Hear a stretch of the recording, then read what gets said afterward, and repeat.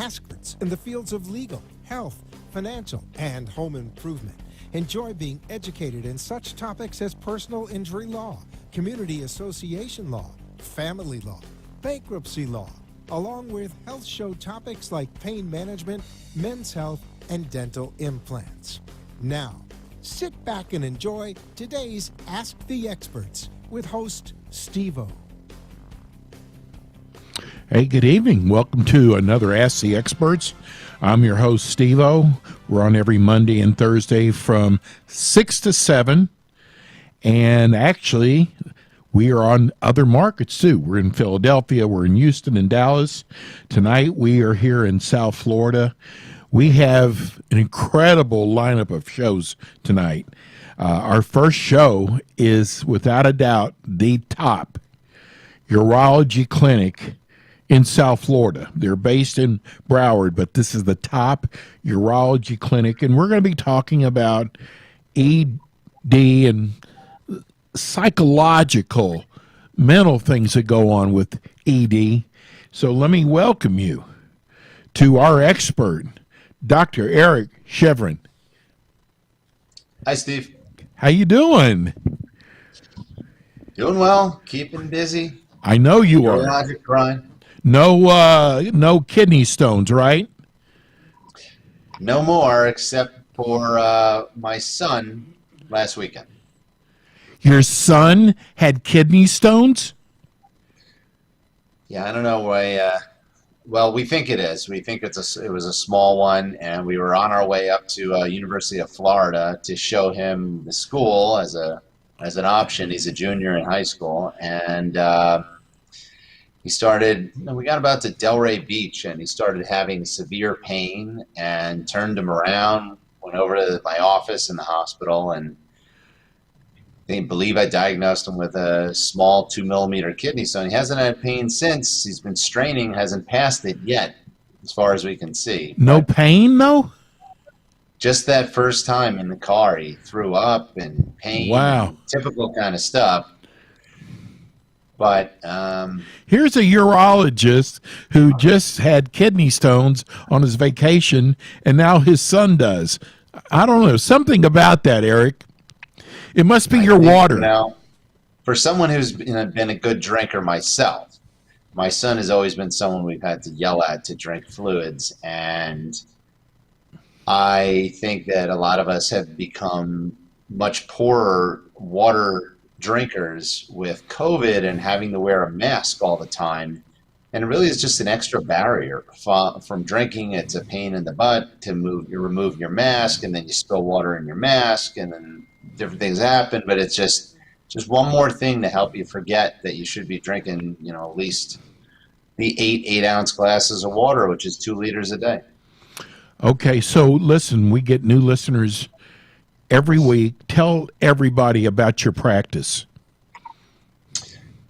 I am a urologist in, I guess we would say, southeast Broward County, or probably northeast Broward County, where our brand new office is just down the street on Andrews Avenue. We just happen to be down the street from Broward Health Medical Center. And I practice with Dr. Yogel and Dr. Gorbati. We have about 50, 60 total years combined in the community. Dr. Gorbati and I are both fellowship trained in minimally invasive, laparoscopic, robotic, endoscopic urology. So we really try and take a minimally invasive stance for our practice. And I've really developed over the last 3, 4, 5 years a much more focused and detailed kind of sexual medicine, sexual wellness and dysfunction clinic in the office as well. Even though we as urologists deal with male sexual dysfunction all the time, there's been quite a bit of a shortfall and shortcoming as to adequate treatments and really being there for the patient when they're really having a lot of problems. I think ED is nothing to be embarrassed about anymore. I mean, if all the things I've learned on this show from you, I mean, there's a lot of things that cause ED, and it's not something that you need to hide or put your head down. And we're going to talk about a lot of the psychological issues involved with ED tonight. When you have a patient come in and they tell you they have a problem, where do you start at? I mean, do you talk with them? Do you do a physical on them? I mean, because they got to be a little bit embarrassed when they come in.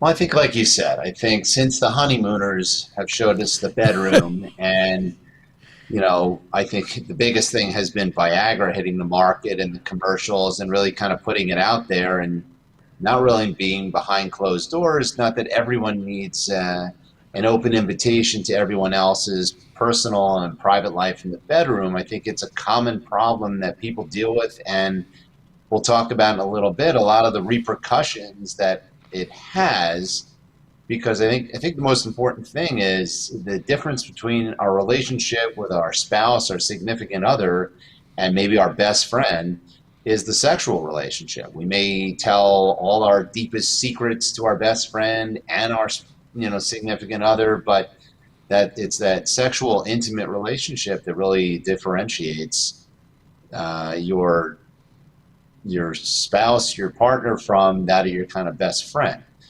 So I think, to answer the other part of your question, I think the history is the biggest thing. And they teach us that in medical school, although if you spend 22 seconds with each patient in the office, it's hard to get a good history.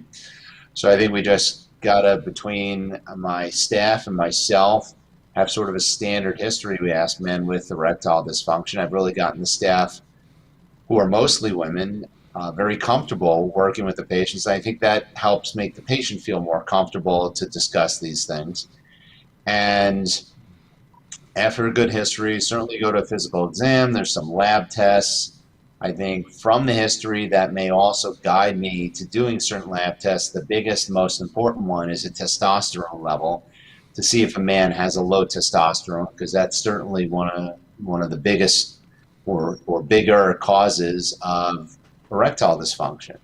But Eric, it's not just a mental problem. There's so many other issues now that you have learned over the years. It's not just mental, like a lot of people think. I think most of the time it isn't mental. I think we are seeing some of that, and I'll touch on a little bit about that with sort of pornography addiction, which even I didn't think was so prevalent, and starting to have patients young to old with some of these issues with pornography addiction. Now it's so easy to get to on the internet, and you don't have to go anywhere.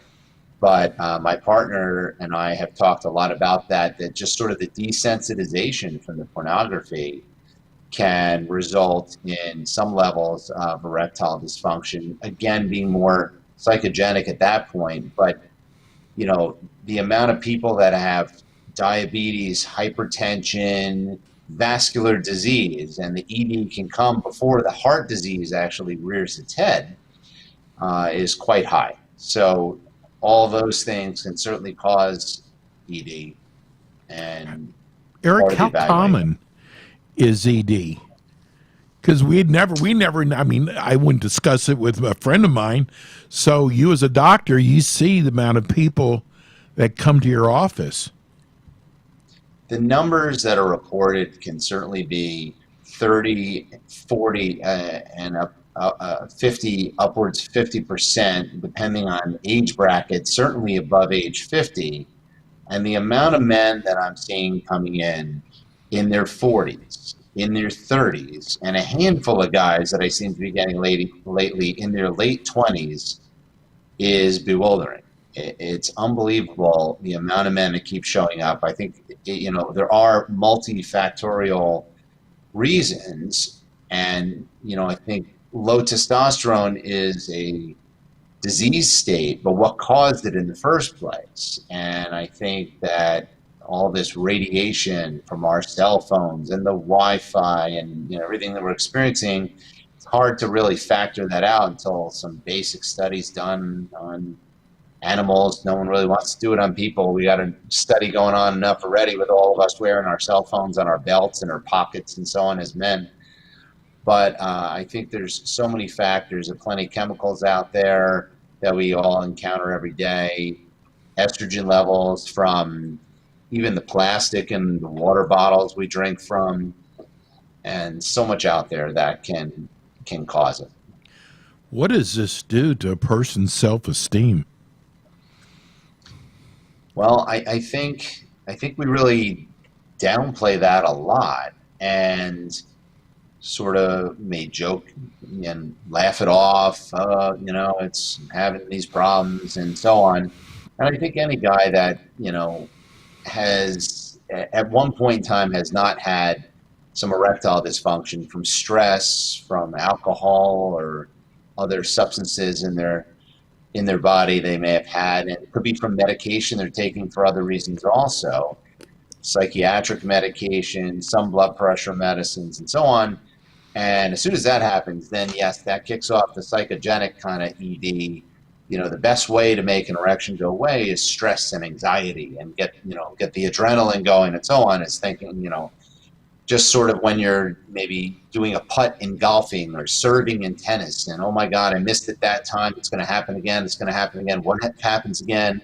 They're never going to go out with me again. They're going to leave me. They're going to divorce me. Right. And then you get that buzzing around in your head. Picture that going on while you're in an intimate moment where the other person thinks you're just thinking about them, and your mind is racing about that. I mean, that's in and of itself enough to make it a recurring prophecy. But I think that all those effects, as it becomes more of a chronic issue, again, most of the time medically based, but sometimes psychogenic, and it becomes a chronic issue resulting in self-esteem. People that, if they're not in a committed relationship and they're dating, they don't want to go on a date anymore, because after a couple of people, Right, who exactly. can be very shallow when you're first together, and if whether it's a heterosexual, a homosexual relationship, if you find someone again as an intimate partner, and those first 3, 2, 3, 4, 5, even 1 times that you're intimate, and the man needs to get an erection. The other partner may not need to get an erection, or Right. the woman maybe have some other issues with lubrication or pain and so on, but without an erection to penetrate for some sort of intercourse, that man, it just can't happen. And that other person can look at that in an initial relationship and just say, I'm not going to deal with this. Obviously, I don't want to deal with this as the start of my relationship, and look to the future. And I think that, that's going to affect someone's self-esteem, eventually, certainly depression. Right. And if they're already dealing with depression and anxiety, as many people are, especially in this whole COVID era now, we got enough going on that people haven't touched another person for over a year because everyone's afraid about getting COVID and dying and so on. As a lot of patients have said to me, oh, well, with the pandemic, I haven't been sexually active for about a year now. And that sometimes is even with a spouse, sometimes misinformed and just really scared. And I think, depression leads to all kinds of stuff, even poor work productivity, poor interpersonal relationships with your kids if you have kids, and all kinds of stuff. I hope I don't get a bunch of mail from women, but some women don't know how to handle it. I'm talking about when the male is having problems and they don't seem to handle it well or say the right thing, and it makes the person feel even worse. Well, for sure. And again, I think in a new relationship, that can be much more biting and scathing, because you simply can say, hey, if you just can't get it up, I'm walking out. Yeah. What's the point of us having an intimate, deep relationship if you can't even contribute sexually? So again, the man at that point is feeling very belittled and worthless and useless. And again, if that person rejects them, and maybe another person or even another person rejects them, they're just going to fall further and further into not, really wanting to pursue dating a relationship at all. And I think that in a committed relationship, it then moves into really relationship stress. Some people, depending on where they are in their relationship, if a significant other's a woman and she's hit menopause already, she may be losing some of her libido and not as interested anymore. And some of us joke and we always say, well, oh, and not tonight, and Yeah, got a we headache. had intercourse, a month ago. Yeah. That was enough. And I think couples need to speak and just be on the same page, and they can't always be on the same page. And when they're not, sometimes that's time to start looking for maybe a therapist. Sexual therapist does a lot of that, because it's hard that if a man's libido is super strong and a woman's libido now, because of menopause, is going down, there are ways that you can treat that and so on. And there's many other things that go along with that low libido and lack of desire for sex. But we're not really talking about the mental part now. Now we're talking about the mental part being the physical part being the issue. Right. But in the relationship, it can be very difficult where the other partner is now blaming themselves that maybe they're not attractive anymore to their spouse, their partner, and what have they done? And again, that sometimes gets internalized and takes a while to come out, and it may rear its head as aggression or avoidance. And then that further kind of spirals into multiple other relationship issues, which in some cases I've seen end in divorce or certainly separation. Right. Well, we're going to go to break right now. Eric, give everybody the phone number at the office. And I'm telling you, if you feel like have a ED problem, the best thing to do is call Broward Urology Center. Sit down with Dr. Chevron and as a consultation, because it's not the end of the world. There's so many things that you have in your bag of tricks, so to say. So it's not over. Give everybody the phone number at the center. Our phone number is 954-463-6408. And you can find us on the internet at browardurologycenter.com. You can find us on Facebook and Twitter as well. Can they Zoom also? A consultation? We're doing some telemedicine. I think I really do prefer, if the patient's comfortable, to come into the office. At this point, we're all vaccinated. Everyone's wearing masks and still doing our COVID universal precautions, temperatures, everything is still done. But I'd say the majority of my patients, certainly over 60, let alone now 50, are vaccinated, or at least one vaccination in, or even a couple months into the vaccination process. Okay. Well, we'll be back. The name of the center is the Broward Urology Center, and we'll be back in a minute.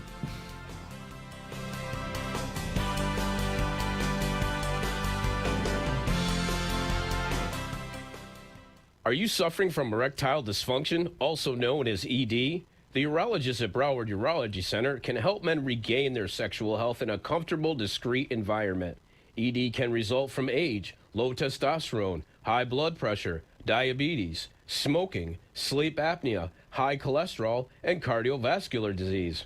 When a man is first seen in the office at Broward Urology Center, a thorough evaluation is done by the doctor, which begins with an open, honest, and absolutely confidential discussion about their overall medical health and current sexual function. A complete physical exam is performed, and blood work is often ordered. Once a full workup is completed, a customized treatment plan is designed for each individual patient. They offer all treatments for ED, including the newest shockwave therapy and the P-Shot. Contact the Broward Urology Center today to discuss all the different options they offer for ED at 954-463-6408.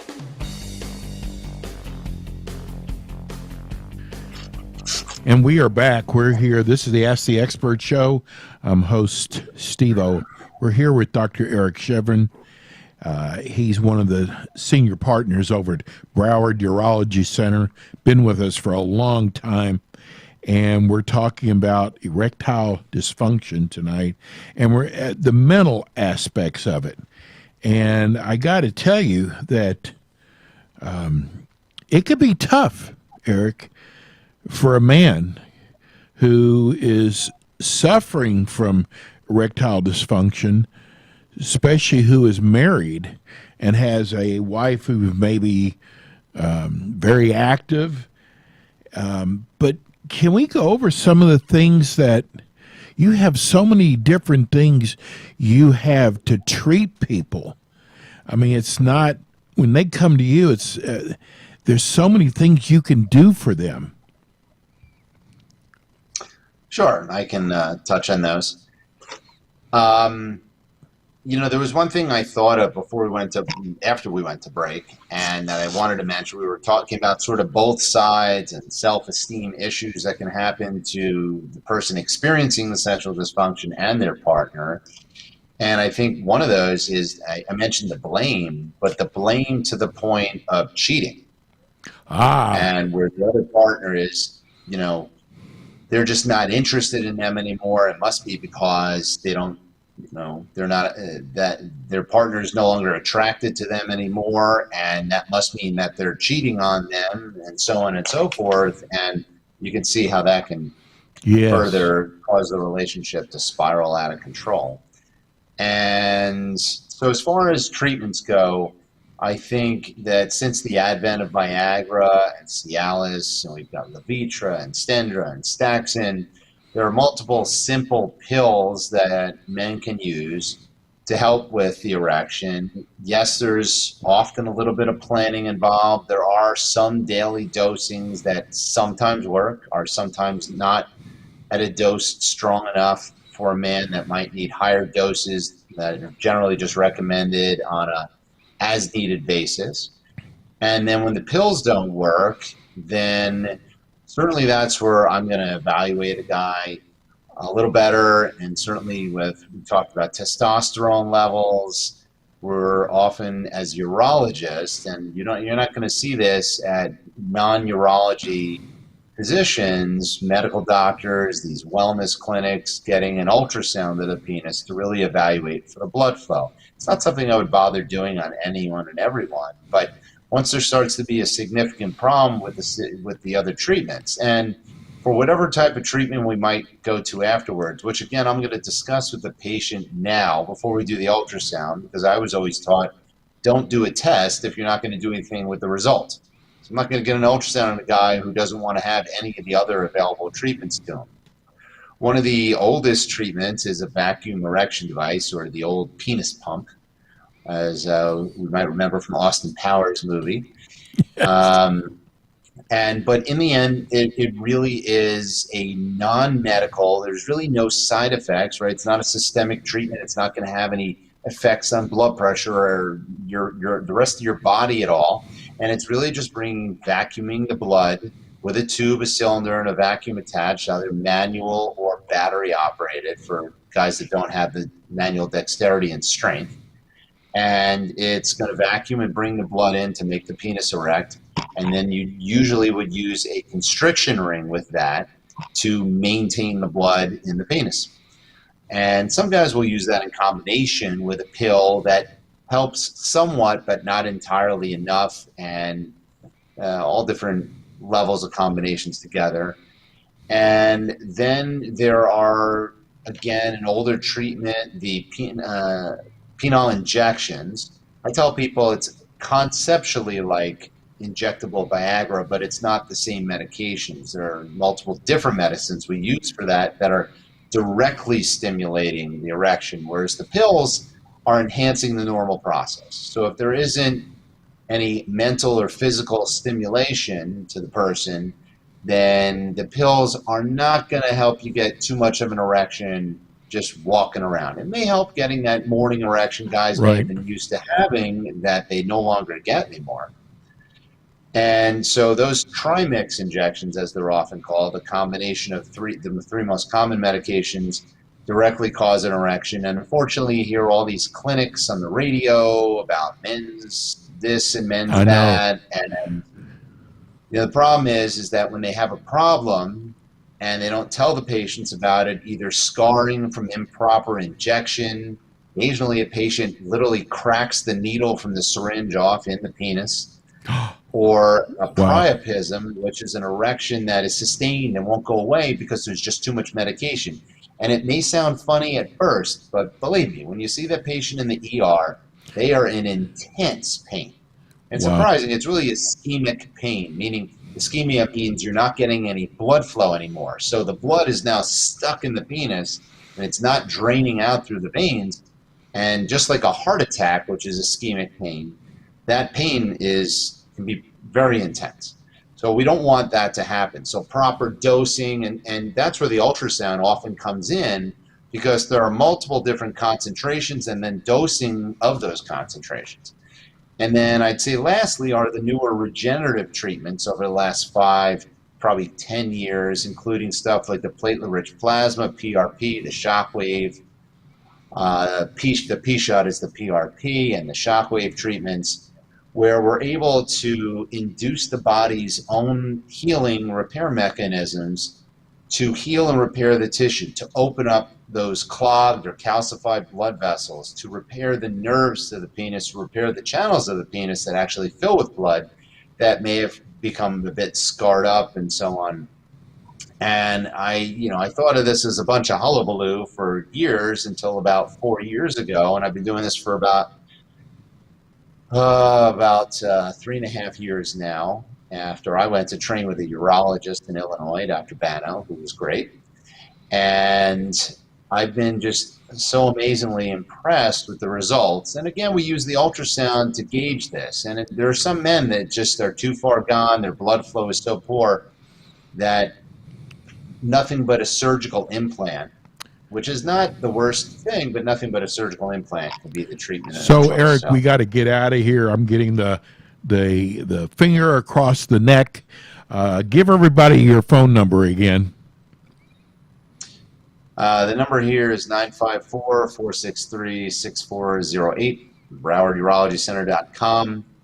And one last thing I just want to emphasize that's out there, because we don't hear about it much, even as a urologist, but there is sexual abuse, physical abuse, mental abuse, sexual abuse that can all result in sexual dysfunction, erectile dysfunction, even orgasm dysfunction and lubrication dysfunction in women.